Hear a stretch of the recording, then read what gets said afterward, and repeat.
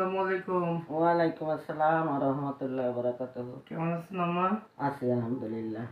আপনার পায়ের ব্যথা কি একটু কমছে? একটু কমছে বাবা। ওষুধে কাজ হয় না?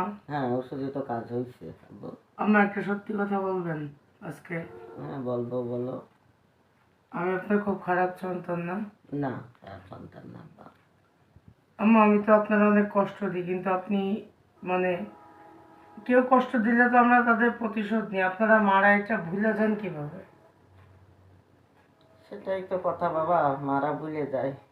আচ্ছা, আমি আপনার আর কষ্ট দিতে চাই না, আপনি বলেন আমারে, আজকে আপনি আদেশ করেন, এখানে অডিয়েন্সও দেখতেছে, তারাও শুনুক। সবার ঘরেই মা আছে আলহামদুলিল্লাহ, আমি আশা করি। আর যাদের মা নেই তাদের প্রতি সমবেদনা, এই ক্ষতিপূরণের না। তো আপনার, আমি কি কি করলে আপনি খুশি থাকবেন? তুমি আমার কথা শুনলে আমি খুশি থাকবো, আমাকে বকাঝকা না করলে আমি খুশি থাকবো। আপনাকে আমি বকাঝকা করে এর থেকে বড় অপরাধ তো আর নাই, তো আপনি আমার মাফ করে দিয়েন। আচ্ছা বাবা, আমি মাফ করে দিলাম। আপনি মন থেকে আমার মাফ করে দিন। আচ্ছা, আর কোনোদিন করবেন না তো? না, করবো না। আচ্ছা ঠিক আছে। আর আপনি আমার জন্য দোয়া করেন।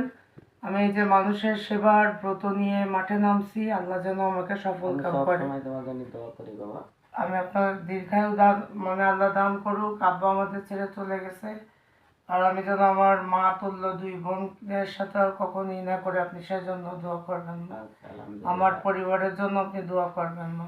আচ্ছা ঠিক আছে। আসসালামু আলাইকুম, ভালো থাকেন। ওয়ালাইকুম প্রিয় আসসালাম। বন্ধুরা, যারা আমার আর আমার মার কন্টেন্টটি দেখছেন এই মুহূর্তে, সকলের জন্য শুভকামনা। মাকে ভালোবাসুন, আল্লাহ আপনাকে ভালোবাসবে। ধন্যবাদ।